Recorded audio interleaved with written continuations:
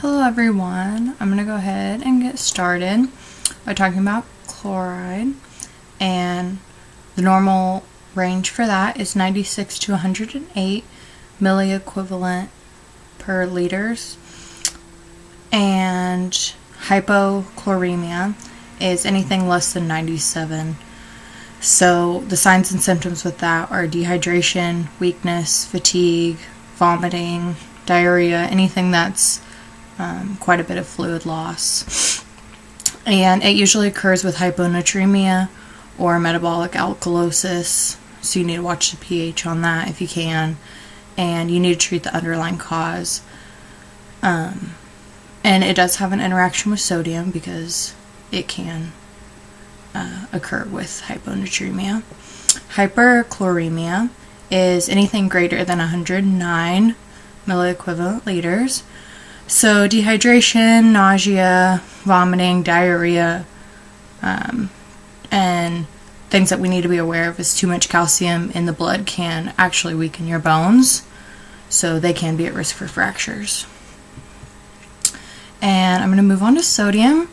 So the normal value for sodium is 135 to 145 milliequivalent liters. So anything less than 135 milliequivalent liters is hyponatremia, which the symptoms for that is headache, confusion, lethargy, seizures, and you can even go into a coma from it. So what you need to be aware of is that it is the most common electrolyte disorder, so you probably are going to see it, and it can be from too much ADH in the body, and it can also be from too much use of diuretics, and it is associated with chloride.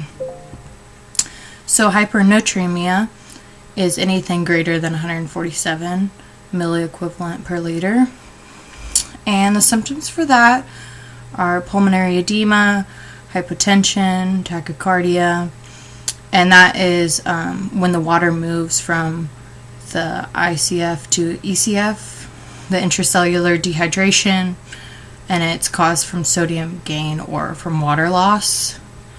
A big thing to watch on that is pulmonary edema, because that could be very serious.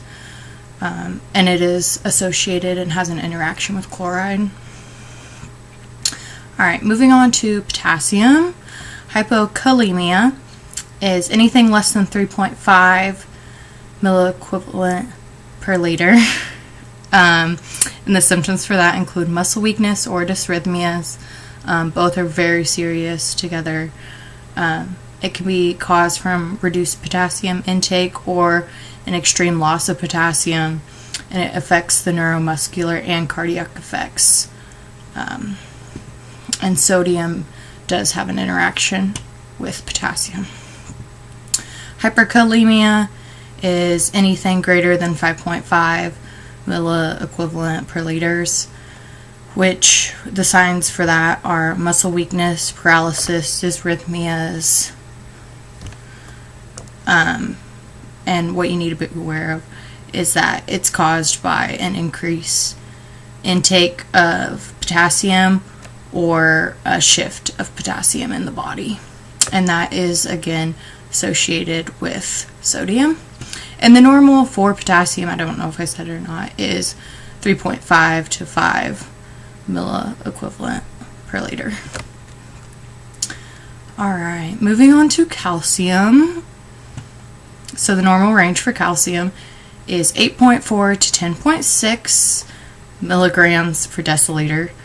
And so anything less than 8.5 is going to be considered hypokalemia, which the signs and symptoms for that include tingling, muscle spasms, hyperactive bowel, cardiac arrest, and the reason for that is because you can be getting enough calcium in your body, but the phosphorus binds with the calcium, so neither of them are absorbed through an intake of food. So it doesn't really help you no matter how much dairy you're eating if the phosphorus is binding to it. So it does have an interaction with phosphate. And then hyperkalemia is anything greater than 12. So the signs and symptoms with that are increased bone fractures, because again, too much calcium in the body and in the blood is not good. Kidney stones are a huge issue. Muscle weakness, mental status change, all of those are very severe and are very, very common with hyperkalemia. And another thing that I found interesting was prolonged immobility could be a cause for having too much calcium in the body. I didn't know that. And then again, it does have an interaction with phosphate. Alright, so moving on to phosphate. So the normal value for phosphate is 3.0 to 4.5 milligrams per liter. And anything less than milligrams per deciliter. Anything less than 2.5 milligrams per deciliter is considered hypophosphatemia. And the signs and symptoms for that is anemia, muscle weakness, platelet impairment, and all those kind of go hand in hand because anemia and the blood and platelet are both disorders that can affect the blood. And it can be caused by intestinal malabsorption, which I thought was very interesting. I didn't know that. So that should be something that you should be aware of in the medical field. And then it does have a reaction with calcium, an interaction. Alright, so hyperphosphatemia is anything greater than 4.5 milligrams per deciliter, and the signs and symptoms for that are similar to the hypokalemia.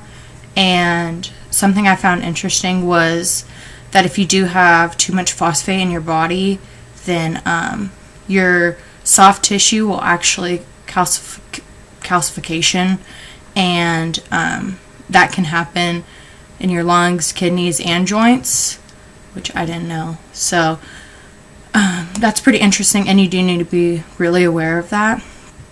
And high phosphate levels are related to low calcium, so those two go hand in hand, so they do have an interaction in the body, so you need to be aware of both when you're looking at one. Alright, moving on to magnesium. So the normal level is 1.3 to 2.1 milligrams per deciliter, and hypomagnesia is anything less than 1.5 milliequivalent per liter. So the signs and symptoms for that include neuromuscular irritability, convulsions, hyperactive, reflexes. All those are pretty serious, and a cause of magnesium loss is thiazide diuretics. So if you do have a patient on those, you should be very aware of those symptoms for them. And magnesium does have an interaction with calcium and potassium. And then hypermagnesemia is anything greater than 2.5 milliequivalent per liter. And with that, your signs and symptoms are going to be skeletal muscle contractions. So that's a huge deal. Muscle weakness, vomiting, hypotension, respiratory depression, which is huge. So always be sure to watch out if you do have a patient that does take a magnesium supplement or anything like that.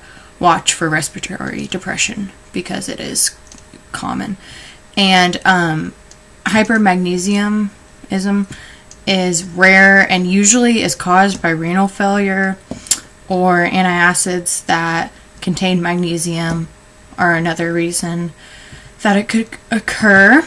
And it does interact with ions in the body for potassium, so those two kind of go hand in hand. So just be watching your patients for anything if they on different types of supplements for anything in the body like that. All right, thank you.